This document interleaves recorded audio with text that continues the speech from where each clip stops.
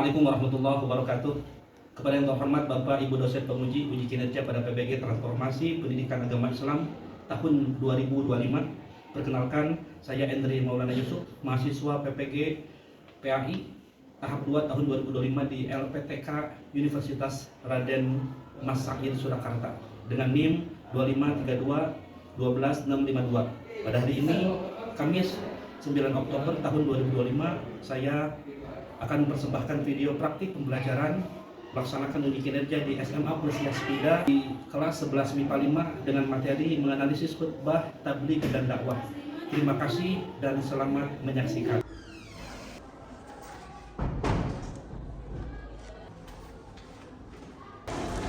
Assalamualaikum warahmatullahi wabarakatuh. Waalaikumsalam warahmatullahi wabarakatuh. Apa kabarnya kalian semua hari ini? Alhamdulillah, luar biasa. Allahu Akbar. Baiklah, alhamdulillah hari ini kita masih dipertemukan di pertemuan minggu ini. Hanya syukur pada Allah Subhanahu wa taala sehingga kita semua bisa melaksanakan pertemuan kegiatan belajar mengajar di hari ini. Nah, sebelum memulai KBM, alangkah baiknya melihat ke sekitaran, melihat kebersihannya, ada yang kotor nggak ya? Tidak ada kan? Selanjutnya, sebelum kita mulai, alangkah baiknya kita berdoa terlebih dahulu untuk ketua kelas bisa mengawali doa pembelajaran. Baik, sebelum memulai kegiatan pembelajaran hari ini, alangkah baiknya kita berdoa dimulai. Alhamdulillahi Rabbana wa bil Islami dina wa bi Muhammadin nabiyya wa rasulah. Bismillahirrahmanirrahim. Bismillahirrahmanirrahim. Allahumma ftah lana futuhal arifin. Allahumma lana futuhal arifin. Waghfir lana fahman nabiyyin. Waghfir lana hifdzal mursalin. Allahumma anfa'na bima 'allamtana. Allahumma anfa'na bima 'allamtana. Wa'allimna ma yanfa'una. Wa'allimna ma yanfa'una. Alhamdulillahirabbil alamin. Oke, mudah-mudahan dengan doa yang sudah dipanjatkan oleh kita semua, mudah-mudahan pembelajaran hari ini, pertemuan pembelajaran ini Allah Subhanahu wa taala memberikan ilmu yang banyak yang manfaat untuk kita semua. Amin. Baiklah, sebelum mulai pembelajaran saya akan absen terlebih dahulu. Aulia hadir. Arjuna, Akhir, Intan. Terima kasih. Mudah-mudahan yang hadir hari ini memberikan ilmu yang manfaat kepada Allah Subhanahu wa taala. Baiklah, sebelum memulai ke materi, terlebih dahulu untuk rasa nasionalis kita, rasa cinta kita kepada tanah air, berilah untuk menyanyikan lagu wajib Indonesia Raya kepada para peserta ini semuanya untuk berdiri sejenak.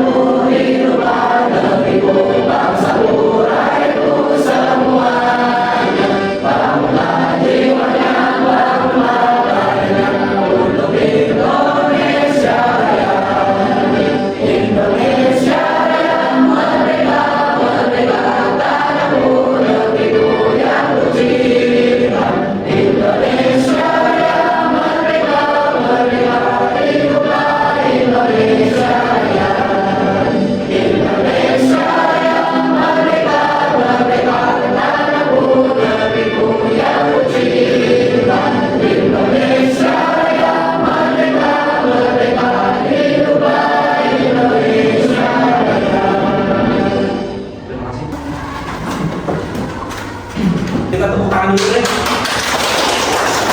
Tepuk tangan 1 kali, tepuk tangan 2 kali, tepuk tangan 3 kali, tepuk pramuka.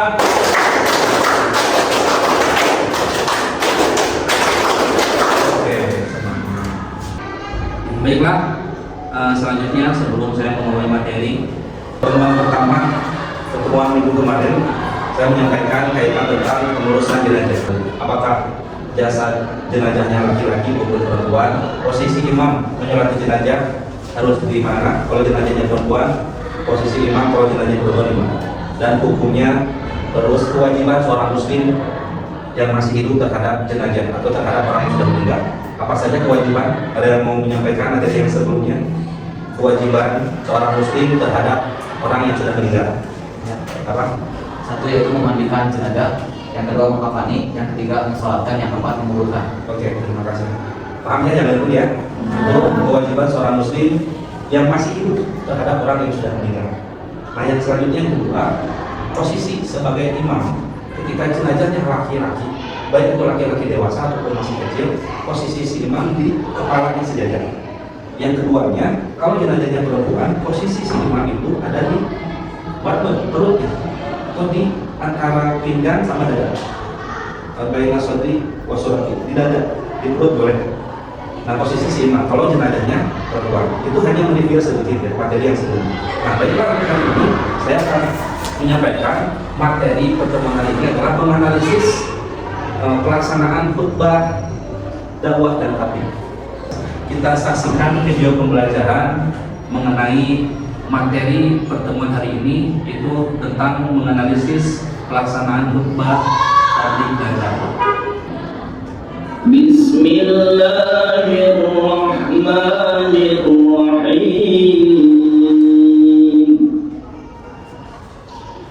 Ud'u ila sabili rabbika bil hikmati wal mau'izatil hasanah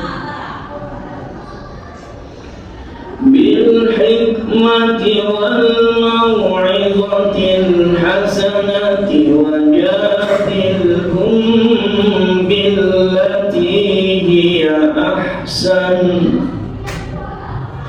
inna rabbaka huwa a'lamu biman dhalla an sabilihi wa huwa a'lamu bil muhtadin.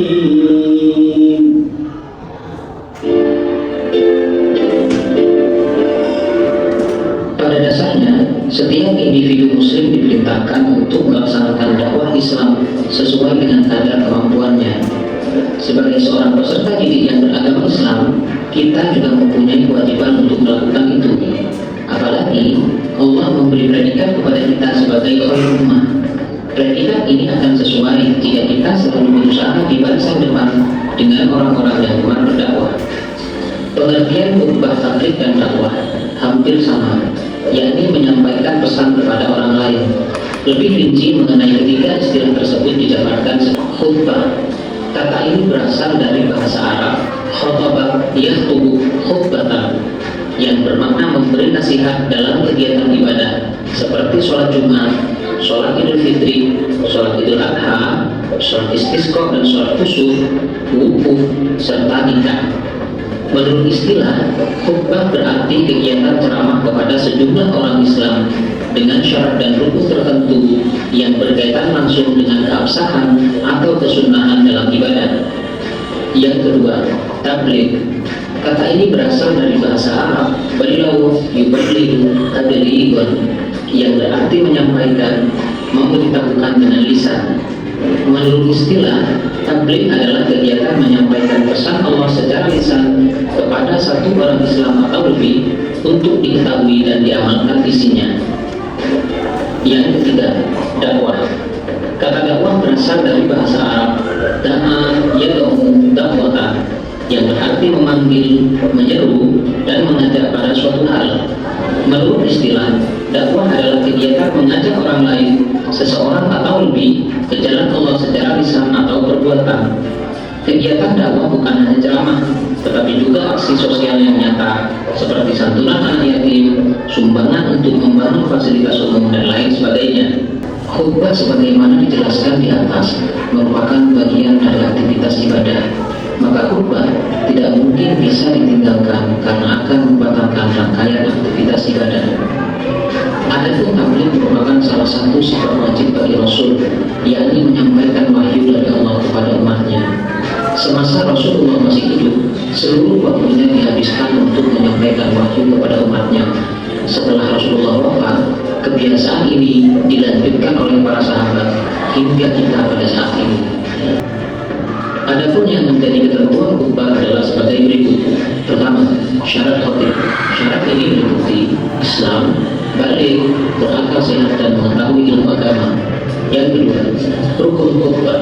Rukun ini meliputi membaca hamdalah, membaca syahadatain, membaca sholawat, berwasiat takwa, membaca ayat Al-Quran pada salah satu khutbah, serta berdoa pada khutbah kedua. Yang ketiga, sunnah khutbah. Sunnah ini meliputi pertama, khatib berdiri ketika khutbah. Yang kedua, mengawali khutbah dengan memberi salam. Yang ketiga, khutbah hendaknya jelas, mudah dipahami, dan tidak terlalu panjang. Yang keempat, khatib menghadap jamaah ketika khutbah. Yang kelima, menertibkan rukun khutbah. Serta yang keenam, membaca surat Al-Ikhlas ketika duduk di antara dua khutbah. Sedangkan ketentuan tabligh adalah sebagai berikut. Pertama, syarat seorang mubaligh. Syarat ini meliputi beragama Islam, mencapai batas usia dewasa atau baligh, berakal sehat serta mendalami ajaran Islam. Yang kedua, etika dalam menyampaikan tabligh atau etika dalam berdakwah. Etika ini meliputi pertama, bersikap lemah lembut, tidak kasar dan tidak merusak. Yang kedua, menggunakan bahasa yang mudah dimengerti. Yang ketiga, mengutamakan musyawarah dan berdiskusi untuk memperoleh kesepakatan bersama. Yang keempat, materi dakwah yang disampaikan harus mempunyai dasar hukum yang kuat dan jelas. Yang kelima, menyampaikan dengan ikhlas dan sabar. Serta yang keenam, tidak menghasut orang lain untuk bermusuhan, merusak, berselisih, dan mencari-cari kesalahan orang lain. Dan ketentuan dakwah adalah sebagai berikut. Pertama, syarat dai. Syarat seorang dai meliputi beragama Islam, mencapai batas usia dewasa atau baligh, berakal sehat, dan mendalami ajaran Islam. Yang kedua, etika dalam berdakwah.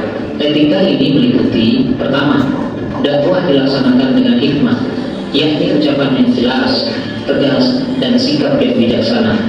Yang kedua, dakwah dilakukan dengan mau'izatul hasanah atau nasihat yang baik. Yang ketiga, dakwah dilaksanakan dengan memberi contoh yang baik atau uswatun hasanah.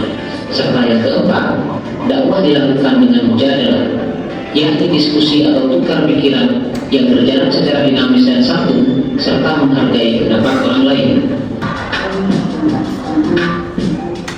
Oke, baiklah. Itulah tadi video pembelajaran tentang menganalisis pelaksanaan khutbah tabligh dan dakwah. Dijelaskan dalam Quran surat An-Nahl 125 yang berbunyi auzubillahi minasyaitonir rajim. Bismillahirrahmanirrahim. Wad'u ila sabili bil hikmah wal mau'izatil hasanah wa jadilhum billati ahsan. Al-ayat. Selanjutnya Quran surat Al-Imran ayat 104. Itu referensinya dua surat ini. Jadi ketika berbicara mengenai khutbah, tabligh dan dakwah, ini tidak terlepas dari dua surat ini. Quran surat An-Nahl ayat 125 dan Quran surat Al-Imran ayat 104. Di surat An-Nahl tadi yang disampaikan di awal, wad'u ila sabilil hikmah wal mau'izatil hasanah. Ini adalah metode atau strategi perjalanan dakwah Rasulullah SAW. Pertama mengenai bil hikmah, yang kedua wal mau'izatil hasanah, yang ketiga adalah wajadilhum billati ahsan atau jidal disebutnya kalau bahasa Indonesianya jidal. Bil hikmah dengan cara lemah lembut, yang kedua wal mau'izatil hasanah dengan cara memberikan nasihat-nasihat yang baik. Baru yang pertama sudah disampaikan, kedua telah disampaikan. Lalu yang ketiga, metode yang ketiga atau strategi yang ketiga adalah wajadilhum billati ahsan. Membantah. Ketika satu ini sudah tidak bisa dilakukan, tidak dituruti, yang kedua tidak bisa dituruti, lalu yang ketiga adalah dengan cara billati ahsan atau jidal disebutnya. Itu dijelaskan dalam Quran surat An-Nahl ayat 125. Selanjutnya, tadi pengertian khutbah sudah ada di media pembelajaran. Saya lebih kepada nanti ada persamaan dan perbedaan apa itu khutbah, tabligh dan dakwah. Pertama, kaitan tentang ada berdakwah nih. Sebelum nanti saya menyampaikan persamaan dan perbedaan. Ada berdakwah, dakwah harus dilakukan dengan hikmah. Dakwah harus dilaksanakan dengan mau'izatul hasanah atau nasihat yang baik. Dakwah harus dilakukan dengan memberi teladan yang baik. Dakwah harus dilakukan dengan mujadalah, harus dengan sungguh-sungguh. Sasaran dakwah pertama memberikan semangat kepada manusia agar meningkatkan kualitas dan kuantitas amalnya dari perilaku baik menjadi terbaik, sehingga profil mukmin yang sejati dapat diwujudkan dalam kehidupan sehari-hari. Yang selanjutnya, sasaran dakwah yang kedua adalah mengubah jalan hidup yang tidak baik menjadi baik, serta yang menyimpang dari aturan Allah agar kembali ke jalan yang diridhoi Allah, yaitu melalui taubatan nasuha. Tujuan dakwah pertama adalah beriman hanya kepada Allah, artinya menyeru dan mengajak segenap manusia, baik itu individu maupun lebih, mengajak untuk menuju beriman kepada Allah Subhanahu wa taala. Yang kedua, menjadikan seluruh aktivitasnya hanya beribadah kepada Allah. Yang ketiga, adalah mengerjakan amal soleh dalam arti yang seluas-luasnya. Yang keempat, tujuan daripada dakwah adalah berakhlak mulia yang tolak ukurnya dari akhlak Rasulullah sallallahu alaihi wasallam. Perbedaan khutbah, tabligh dan dakwah. Di sini dilihat di materi yang saya buat, ini perbedaan khutbah, tabligh dan dakwah. Khutbah dilaksanakan pada waktu tertentu. Artinya kalau khutbah Jumat berarti di hari Jumat. Khutbah Idain, Idul Fitri dan Idul Adha berarti Idul Fitri dan Idul Adha. Khutbah istisqa berarti ketika meminta hujan, ketika musim kemarau, sholat sunnah istisqa di sana. Khutbah istisqanya waktunya ditentukan. Ataupun khutbah wukuf pada Arafah berarti pada tanggal 9 Arafah. Khutbah itu waktunya ditentukan. Nikah, khutbah nikah begitu pun sama ketika nikah. Ketika nikah khutbah. Selanjutnya tabligh.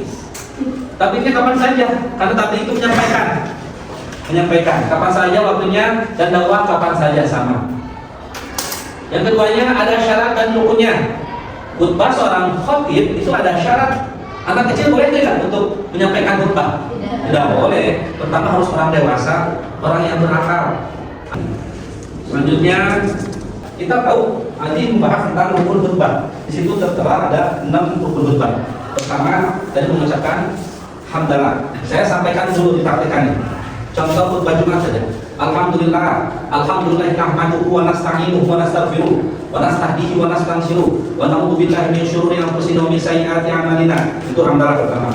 Yang kedua, asyhadu an la ilaha illallah wahdahu la syarika lah wa asyhadu anna Muhammadan abduhu wa rasuluh. Itu rukun yang kedua. Yang ketiganya, Allahumma sholli ala sayyidina Muhammad wa ala ali sayyidina Muhammad. Yang keempat, wasiat takwa. Fa ya ayyuhal hadirun ittaqullaha haqqa tuqatih wa la tamutunna illa wa antum muslimun. Yang kelima adalah menyampaikan salah satu ayat Al-Qur'an, baik itu di khutbah pertama maupun di khutbah yang kedua. Qala Allah Ta'ala fil Qur'anil Karim, wa huwa asdaqul qailin wa billahi minasyaitonir rajim. Bismillahirrahmanirrahim. Misalkan tentang khutbah tadi, ud'u ila sabili rabbika bil hikmah wal mau'izatil hasanah wa jadilhum billati ahsan. Itu 5 sudah tersampaikan dalam khutbah. Yang terakhir baru doa. Allahumma shalli ala sayyidina wa habibina wa syafi'ina wa turina wa maulana Muhammad. Sebelum nanti saya akan bagikan kelompok 1, 2 dan 3. 1 tadi nanti membahas tentang khutbah, kelompok 2 itu membahas tentang tabligh, dan kelompok 3 adalah membahas tentang dakwah. Namun sebelum saya membagikan kelompok, saya akan menjelaskan sedikit yang ada di video pembelajaran ini. Nanti kalian bagi tugas saja. Pertama kaitan tentang khutbah. Tadi diambil dari kata fi'lul madhinya khutbah yahtumu khutbatan. Bermakna adalah apa? Tadi memberikan nasihat dalam kegiatan ibadah. Atau lebih simpelnya, diambil dari kata khutbah itu adalah sesuatu yang singkat, sesuatu yang jelas. Jadi ketika berbicara khutbah tidak boleh durasi waktunya itu panjang, sesuatu yang singkat, jelas, padat. Hari ini kita bentuk kelompok ya, kelompok 1, kelompok 2, kelompok 3. Kelompok 1 membahas tentang khutbah, kelompok 2 membahas tentang tabligh, kelompok 3 membahas tentang dakwah.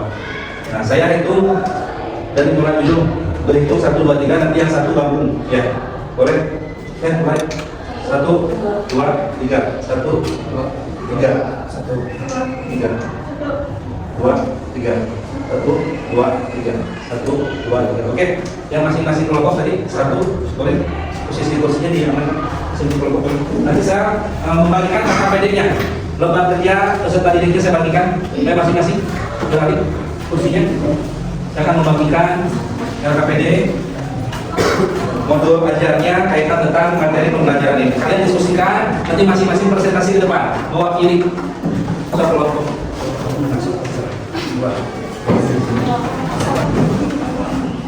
Ini LKPD-nya saya bagikan. Ini kelompok 2, saya bagikan KPD-nya kelompok 3. Oh ya, ini kelompok 2, ini kelompok 3 ya. Saya kasih waktu 5 sampai 10 menit untuk mendiskusikan materi pembelajaran pertemuan hari ini. Baik, masing-masing kelompok untuk mendiskusikan materi pertemuan hari ini. Nanti kalian mewakili depan untuk menyampaikan hasil daripada diskusi kalian. Baik, Pak Sormala. Diskusikan.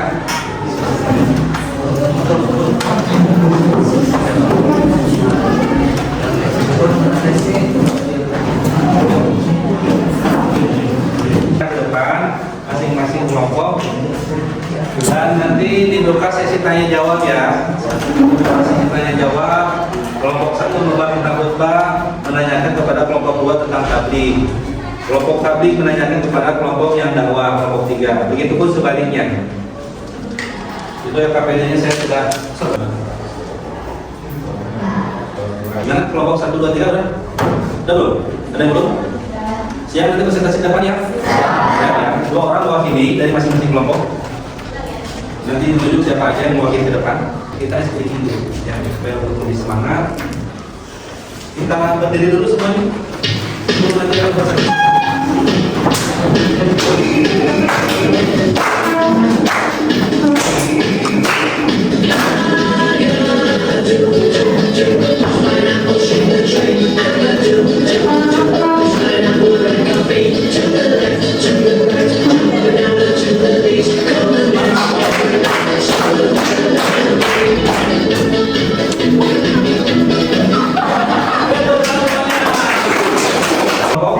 Yang sudah terindikasi KPD-nya, kelompok 1 untuk ke depan 2 orang presentasinya.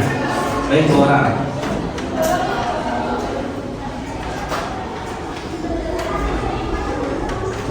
Assalamualaikum warahmatullahi wabarakatuh. Perkenalkan, nama saya Tiara Melati dan teman saya Kaulianya. Berdirinya kami di sini ingin mempresentasikan tentang dakwah. Baik, kata dakwah berasal dari bahasa Arab yaitu da'a yad'u da'watan, yang berarti memanggil, menyeru dan mengajak pada suatu hal. Menurut istilah, dakwah adalah kegiatan mengajak orang lain, seseorang atau lebih ke jalan Allah secara lisan atau perbuatan. Kegiatan dakwah bukan hanya ceramah, tetapi juga aksi sosial yang nyata seperti menyantuni anak yatim, sumbangan fasilitas umum dan lain sebagainya. Mungkin itu saja. Ada yang mau bertanya? Izin bertanya untuk kelompok 3 dan kelompok 2. Metode dakwah apa saja yang dicontohkan dalam Al-Quran? Baik, itu menjawab. Berdasarkan Quran surat An-Nahl ayat 125, bahwa metode dakwah ada 3, yaitu metode hikmah, muradatul hasanah, mau'idatul hasanah dan Sudah. Izin bertanya dari kelompok 1, apa hukumnya berdakwah? Wah, baik, izin menjawab. Sebagian ulama mengatakan bahwa berdakwah hukumnya fardu kifayah. Sebagian yang lain mengatakan berdakwah juga hukumnya fardu ain. Mungkin itu saja yang dapat kami sampaikan. Kurang lebihnya mohon dimaafkan. Terima kasih. Assalamualaikum warahmatullahi wabarakatuh. Terima kasih atas presentasi dari masing-masing kelompok, dan alhamdulillah kegiatan presentasi ini benar-benar hidup, saling untuk pertanyaan ya dan jawabannya menengah. Berarti kalian benar-benar tadi menyaksikan secara seksama, secara baik materi ataupun video pembelajaran yang saya suguhkan tadi. Baiklah, saya akan mengupas sedikit mengenai tentang tadi pertanyaan sunnah khutbah. Kita tadi jelaskan di awal adalah syarat-syarat khutbah, rukun-rukun khutbah. Ini sunnah khutbah. Khatib memberi salam pada awal khutbah ini sunnah. Adapun diucapkan bagus dapat pahala, tidak diucapkan tidak apa-apa. Tapi lebih asomnya lebih baik diucapkan salamnya. Yang kedua, khutbah di tempat yang lebih tinggi. Bukan berarti di situ ada diskriminasi ya, perbedaan kekuatan bukan. Jadi harus lebih tinggi daripada jamaah atau mustami. Yang ketiganya khutbah dengan kalimat yang jelas. Jadi kalimatnya yang disampaikan harus jelas. Jadi hanya ada syarat, tidak ada rukunnya. Siapapun syaratnya tetap orang yang alim, orang yang paham terhadap ilmu. Yang dakwah tidak ada syarat dan rukunnya. Siapapun dakwah mengajak kebaikan, siapapun baik. Sekalipun itu dari anak kecil memberitahu itu baik, ya kita ambil. Artinya berurutan dari mulai tadi rukun khutbah, mulai baca hamdalah, syahadatain, sholawat, wasiat taqwa, ayat Al-Quran dan doa itu harus sistematis berurutan. Tema harus disesuaikan dengan situasi, kondisi mustami atau jamaah yang ada. Oke, baiklah, ada pertanyaan sebelum nanti masuk kepada sedikit lagi supaya lebih semangat lagi. Saya bacakan dulu, misalkan bacalah tasbih, subhanallah. Siap? Siap. Ya. Bacalah tasbih, subhanallah.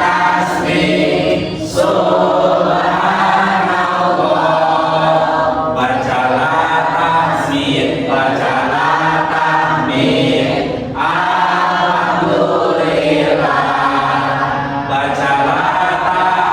Bacalah takbir, Allahu Akbar. Bacalah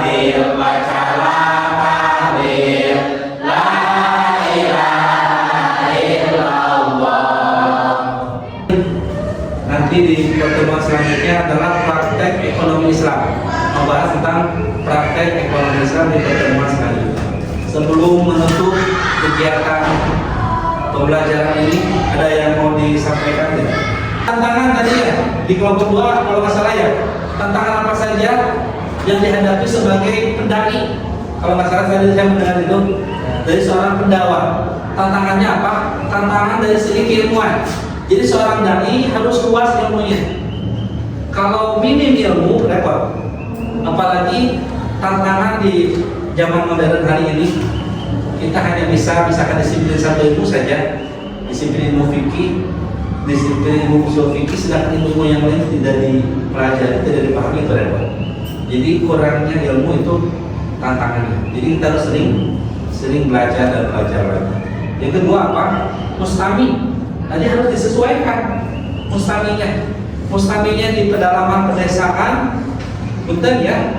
Yang akses untuk pendidikan kurang, ya kita harus disesuaikan dengan materinya, memotivasi untuk bersekolah, berpendidikan dan sebagainya, disesuaikan. Mustaminya para pejabat, para orang-orang hebat, ya kita materinya pun sama harus disesuaikan dengan mustami itu tersebut. Jadi kendalanya banyak ya, tidak hanya dari segi kemampuan berilmu, dan di samping dari kurangnya mustami sesuai dengan mustami. Yang selanjutnya kendalanya apalagi sih? Tantangan kita di lapangan ketika kita berbicara tentang dai. Apa? Ada kendala nggak? Grogi pastinya. Itu nomor 1 biasanya.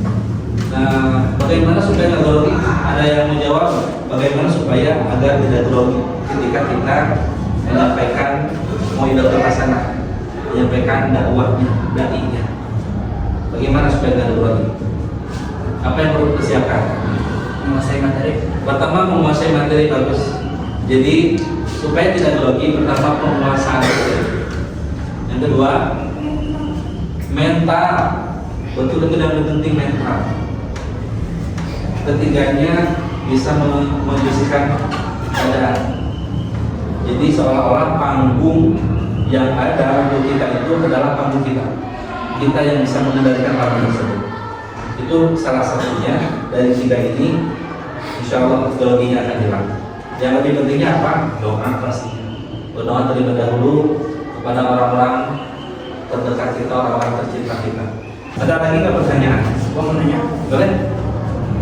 mengenai khutbah. Ya. Misalnya nih, kan gua telat berangkat Jumatan, terus ketinggalan khutbah itu hukumnya gimana? Sah apa? Gimana soal? Oke, baiklah. Tadi disampaikan di presentasi kalian sudah tersuguhkan sebenarnya. Kalaupun telat berarti hilang, berkurang pahalanya, pahala jumatannya. Disunahkan nih untuk seorang khatib itu kan datangnya lebih akhir. Itu seorang khatib sunnah datang lebih akhir, awas. Jangan salah paham, jangan salah persepsi. Khatib datang terakhir ke masjid itu sunnah. Untuk jamaah mustami itu datangnya harusnya lebih awal daripada khatib.